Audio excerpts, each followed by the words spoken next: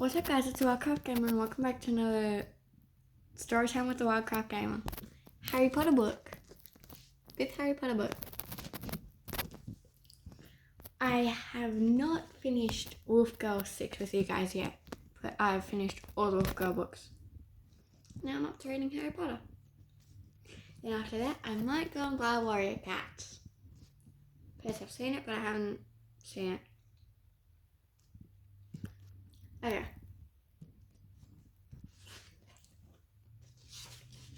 This one's Order of Phoenix.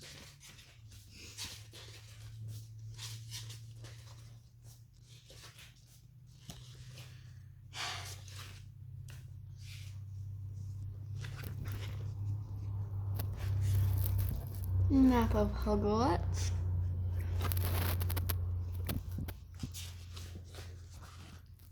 Chapter 1.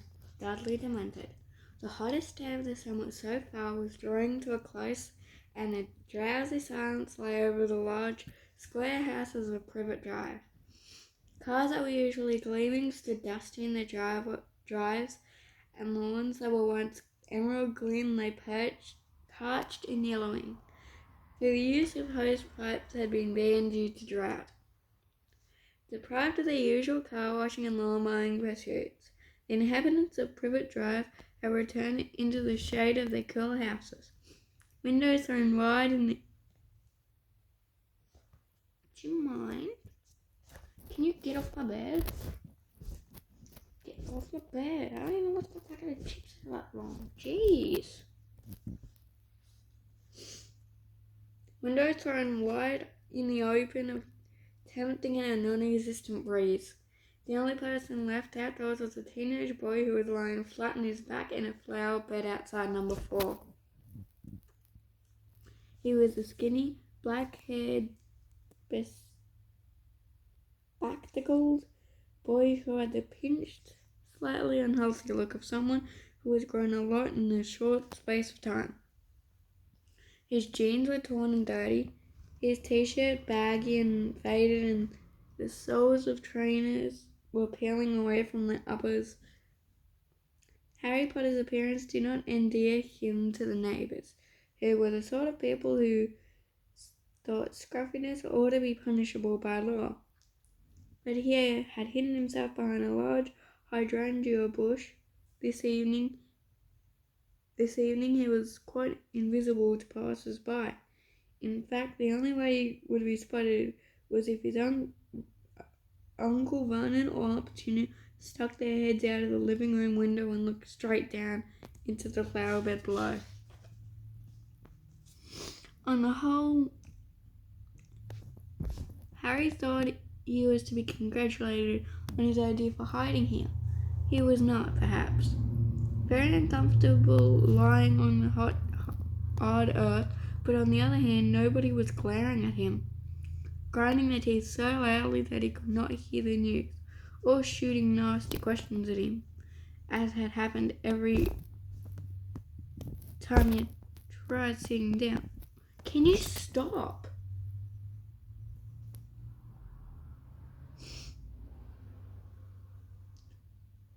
Sitting down in the living room to watch television with his aunt and uncle.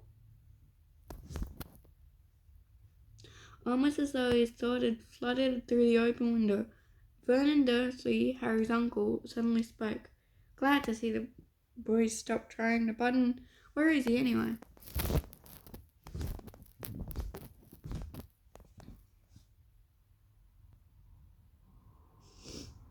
I don't know, said Aunt Petunia unconcerned. Not in the house, Uncle Vernon grunted. Watching the news, he said scathingly. I'd like to know what he's really up to, as if a normal boy cares what's on the news. Dudley hasn't got a clue what's going on. I doubt he knows who the Prime Minister is. Anyway, it's not as if there'd be anything about his lot on our news. Vernon, shh, said Aunt Petunia. The window's open. Oh, yes. Sorry, dear. The Dursley fell silent. Harry listened to a jingle about fruit and bran breakfast cereal while he watched Mrs. Figg, a batty cat-loving old lady from nearby Wisteria Walk, ambled slowly past. She was frowning and muttering to herself. Harry was very pleased he was concealed behind the bush, as Miss Figures had recently taken him to asking him round for tea whenever she met him in the street. She ran in the corner and vanished from view before Uncle Vernon's voice floated out of the window again.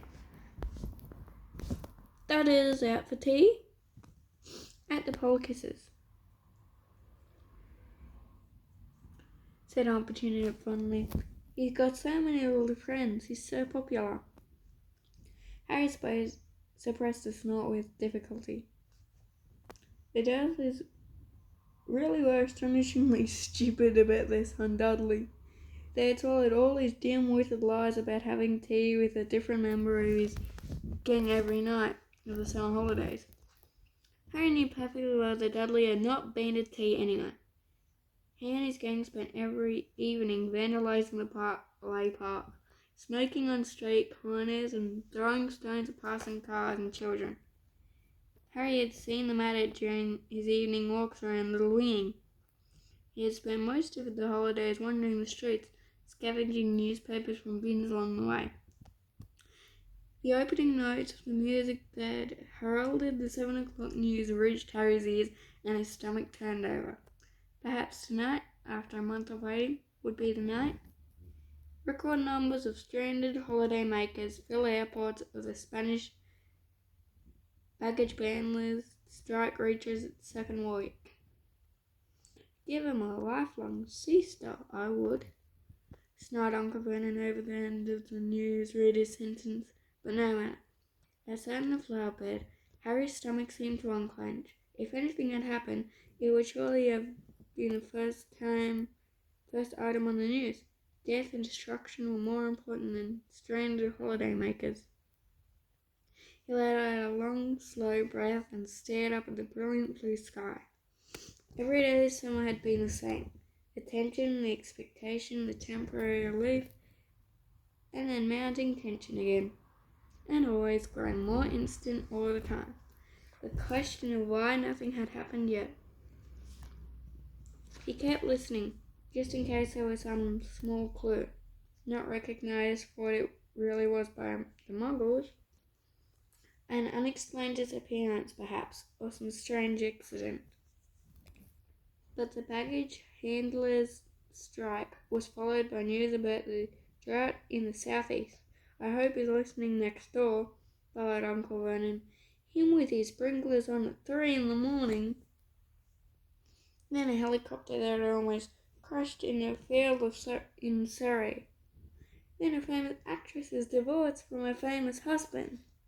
As if we're interested in these sordid affairs," sniffed Aunt Petunia, who had followed the case obsessively in every magazine she could lay her bony hands on. Harry closed his eyes again and against the now blazing evening sky as the newsreader said, and finally Bungie the Buzzy had found a novel way of keeping cool this summer.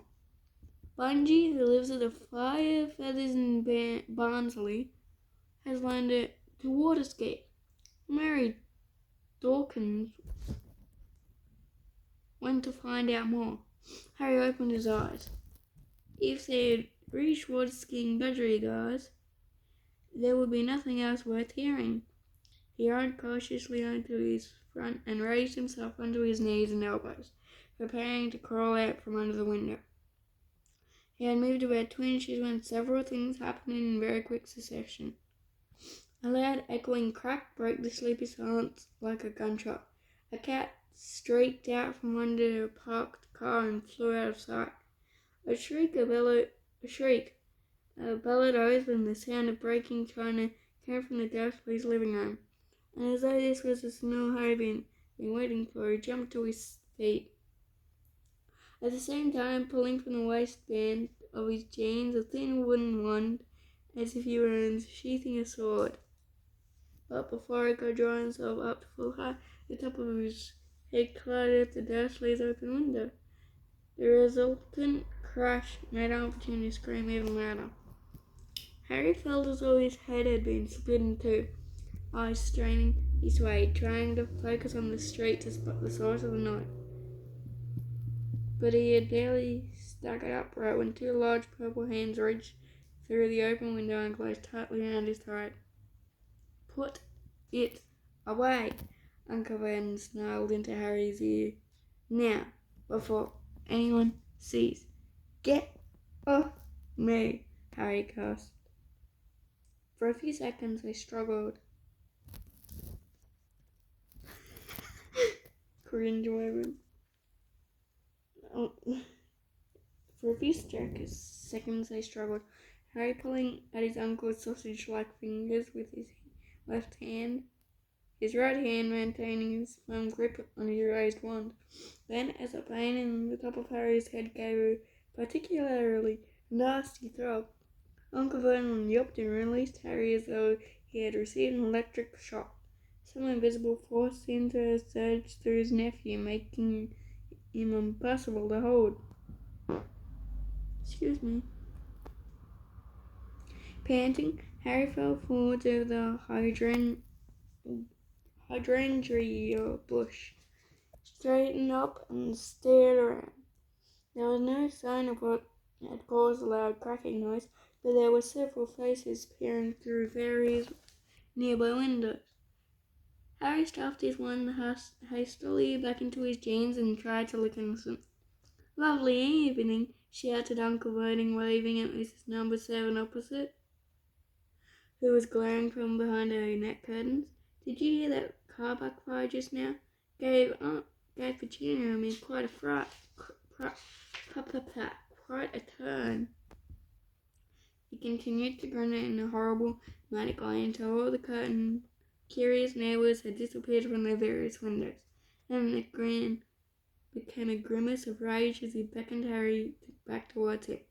Harry moved a few steps closer, taking care to stop just short of the point at which Uncle Vernon outstretched his hands could resume their strangling. "What the devil do you mean by it, boy?" asked Uncle Vernon in a croaky voice that trembled with fury. "What do I mean by what?" said Harry coldly. He kept looking left and right up the street, still hoping to see the person who had made the cracking noise. "Making a racket like a starting pistol right outside her." "I didn't make that noise," said Harry firmly. Aunt Petunia's thin, horsey face now appeared beside Uncle Vernon's wide, purple one. She looked livid. "Why were you lurking under our window?" Yes, good point, Petunia. What were you doing under our window, boy?" "Listening to the news," said Harry in a resigned voice. His aunt and uncle exchanged looks of outrage. "Listening to the news? Again?" "Well, it changes every day, you see," said Harry. "Don't you be clever with me, boy. I want to know what you're really up to. And don't give me any more of this listening to the news tosh. You know perfectly well that you're a lot—" "Careful, Vernon," breathed Aunt Petunia, and Uncle Vernon lowered his voice so that Harry could barely hear him. "That your lot don't get on our news. That's all you know," said Harry.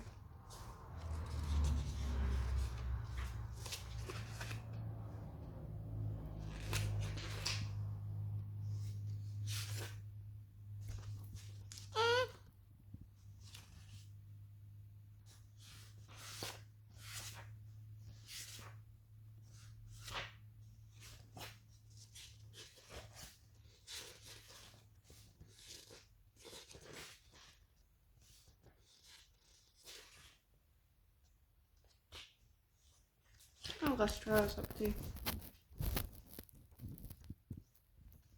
I will be back. Oh, shoot.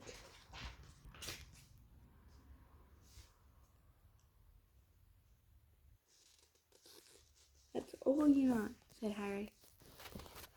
"Okay, I'm back. I just want to check something." "Can you get out of here?" "Out of here," I said. "My bad, not yours."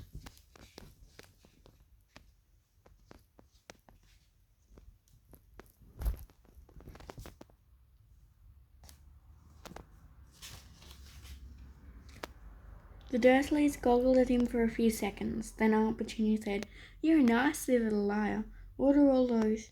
She too lowered her voice so that Harry had to lip read the next word. "Owls, doing if they're not bringing you news." "Aha!" said Uncle Vernon in a triumphant whisper. "Get out of that one, boy. As if we didn't know you get all your news from those pestilential birds." Harry hesitated for a moment. It cost him something to tell the truth this time, even though his aunt and uncle could not possibly know how bad he felt at admitting it. "The owls aren't bringing me news," he said tonelessly. "I don't believe it," said Aunt Petunia at once. "No more do I," said Uncle Vernon forcefully. "We know you're up to something funny," said Aunt Petunia. "We're not stupid, you know," said Uncle Vernon. "Well, that's news to me," said Harry, his temper rising, and before the Dursleys could call him back, he had wheeled about, crossed the front lawn, stepped over the low garden wall, and was striding off up the street. He was in trouble now, and he knew it. He would have to face his aunt and uncle later and pay the price for his rudeness.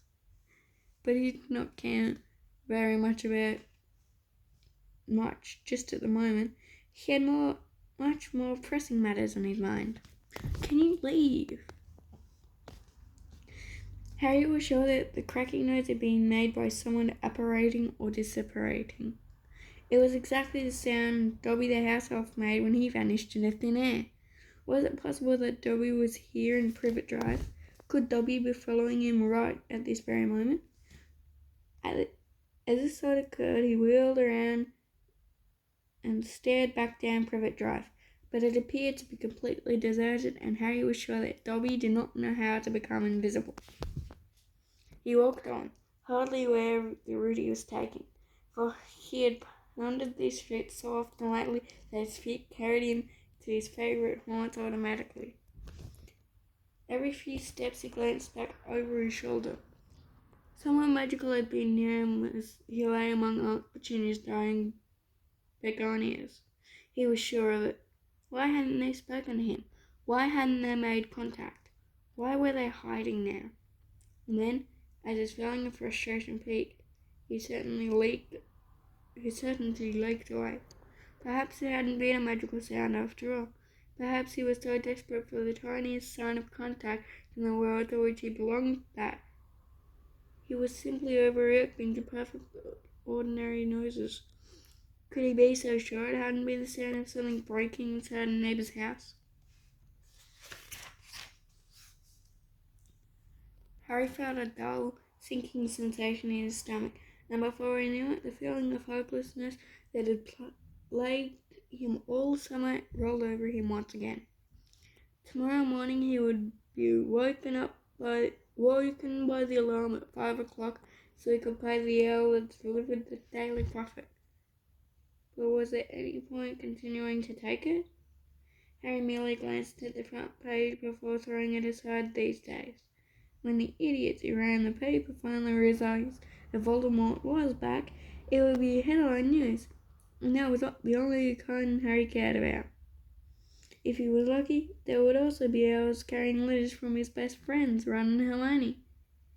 Though any expectations he'd had that their letters would bring him in news had long since been dashed. "We can't say much about you. You know what, obviously. We've been told not to say anything important in case our letters go astray. We're quite busy, but I can't give you details here. There's a fair amount going on. We'll tell everything when we see you."